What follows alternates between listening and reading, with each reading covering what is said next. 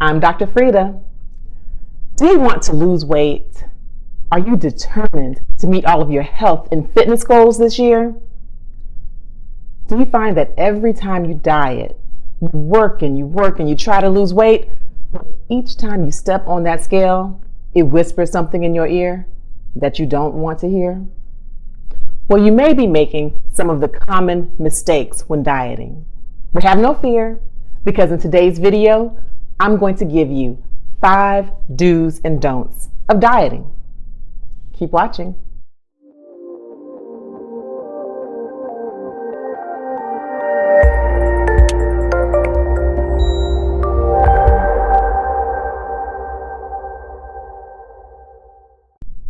Obesity is a major health epidemic in the United States. In fact, we have more obese people in this country than in any other country in the world. 160 million Americans are overweight or obese, and 30% of children are overweight or obese. And of course, obesity is linked to so many health problems, so many comorbidities, such as diabetes, hypertension, stroke. So it is important to maintain a healthy weight. First off, what is a healthy weight? If you are overweight, that means that your BMI, your body mass index, is greater than or equal to 25, but less than 30. If you are obese, that means that your BMI is greater than 30. So what is there to do? You exercise and you maintain healthy eating habits so that you can get to a healthy goal weight. And that brings us to the diet. There are many common mistakes that people make when trying to lose weight. So today, I'm going to give you 5 do's and don'ts of dieting. Number 1, don't be discouraged. Now, if you're like most people, then this is not your first time trying to go on a diet. You've tried all kinds of things, and you look up and you still aren't at your goal weight. So it's easy to be discouraged, but don't be, because you're not alone. First off, diets are confusing. People don't know if they should do low carb, high fat, no fat, 10 meals a day, 3 meals a day, 1 meal a day, keto, paleo. They don't know. So they are confusing. It's not just you. And then the very word diet can be psychologically oppressive. I mean, just spell it out. D-I-E-T.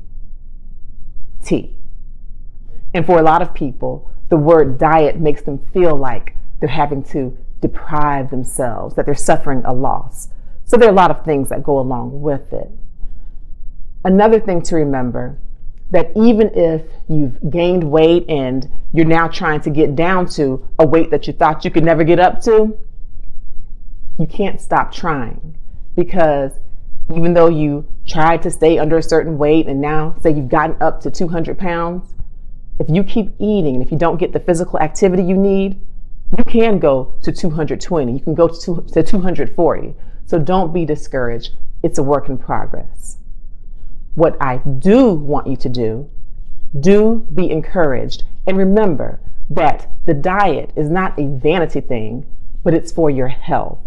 You need to try to have a healthy weight, a healthy lifestyle, a healthy fitness level, so that you can have a long life and a good quality of life.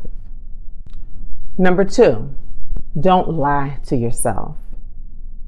Don't lie to yourself about what you are eating. Some studies show that up to 50% of people underestimate their caloric intake. You'd be surprised. I have so many patients who come up to me and they're like, Dr. Frita, I don't know why I'm gaining all this weight. I eat like a little bird. No, you don't. No, you don't. You're not telling the truth to yourself. If you are gaining true fat weight, then more likely than not, you are eating an excessive amount of calories, or you're eating the wrong things, such as sugars, processed foods. And you're not lying to yourself on purpose, but a lot of people really do get selective memory when it comes to what they eat, to how many calories they take in. For example, you may remember that you had a nice piece of salmon and a kale salad for dinner. That's what you planned. You remember it. But you may forget that while your son didn't finish his kid's plate, You finished off the fries for him. Or while your daughter left some chicken nuggets on her plate, you ate those too, but you don't count those.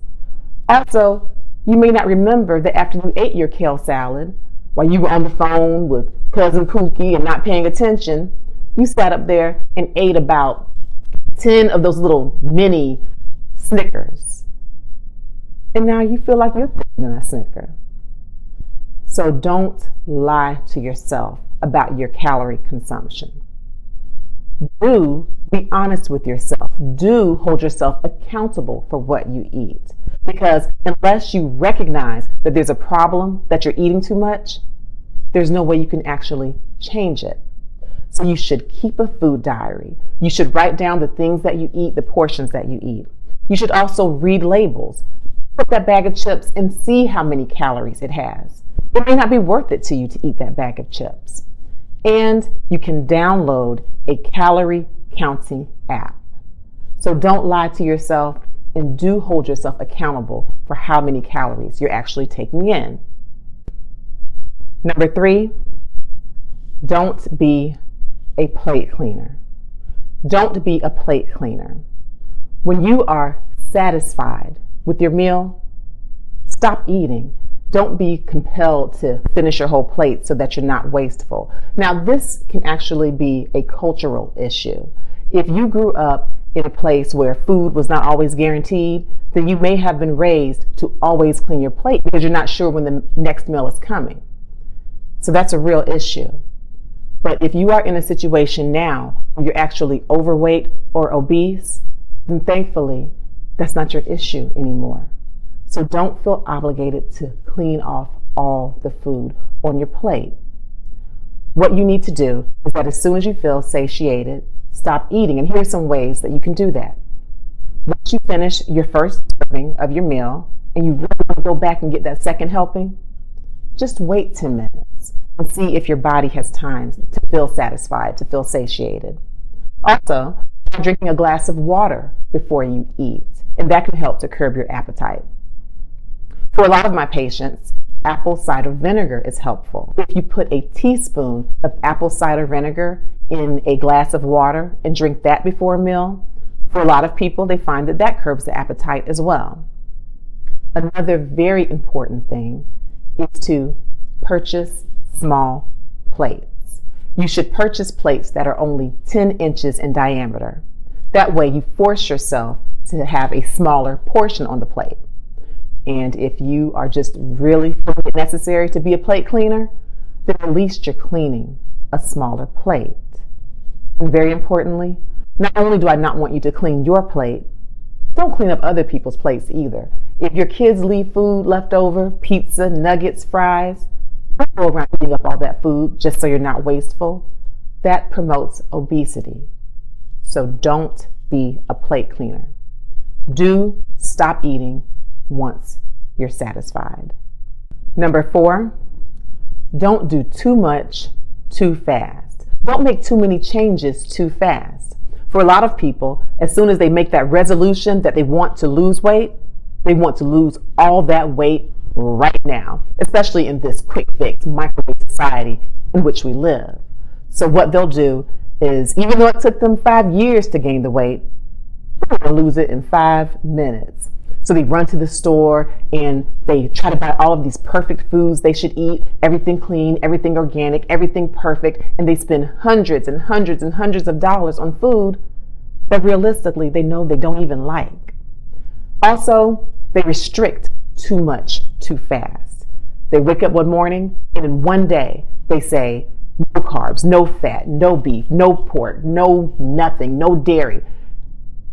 There's nothing wrong with restricting some of these things, but if you go from all to none, it's a setup.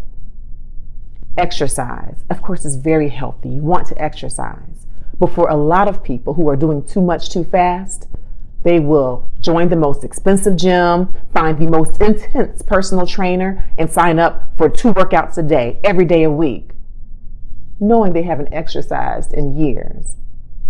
In short, if you do too much, too fast, you set yourself up for failure. So don't do too much, too fast. Do Make gradual, realistic changes when it comes to your diet, and consult your physician. Number 5, don't look for the quick fix diet. There are so many tempting diets that we see on TV or read on the internet or hear from our friends or from other people, and it makes us want to just snap our fingers and have a quick fix to losing weight. But there's really no such thing as a true quick fix to long-term maintenance of healthy weight. So you'll find all kinds of things. Hey, lose 10 pounds in 1 week. And there are ways to lose weight very quickly, but if you want to maintain that weight loss, it has to be a lifestyle. So don't fall for the quick fix. Also, don't run and join every new diet that comes out. The keto diet is an absolutely wonderful diet for many people, but it's not for everyone. Atkins is a great diet, but it's not for everyone. Weight loss medications can be very effective, but they're not for everyone. Liposuction, bariatric, or weight loss surgery, beautiful tools, but they're not for everyone. Don't look for the quick fix. Do consult your physician and find out which weight loss and fitness plan is best for you. Consult your physician and make realistic weight goals. A lot of us want to just lose 10 pounds just like that, but for a healthy maintenance of weight loss, once you reach that steady state, it's safest for most people to lose 1 to 2 pounds a week. But again, consult your physician and find out what's best for you. This ends my video for the do's and don'ts of dieting. Remember, don't be discouraged. I want you to consult your physician and come up with a healthy weight loss and fitness plan for you. As always, I want you to take care of yourself. Take care of you. Prioritize yourself. Remember, obesity really is a major epidemic here in the United States, and especially among Blacks. Blacks have a higher percentage of obesity than any other ethnic group. So pay attention. Take care. Do your best to live your healthiest, happiest life. I'm Dr. Frita.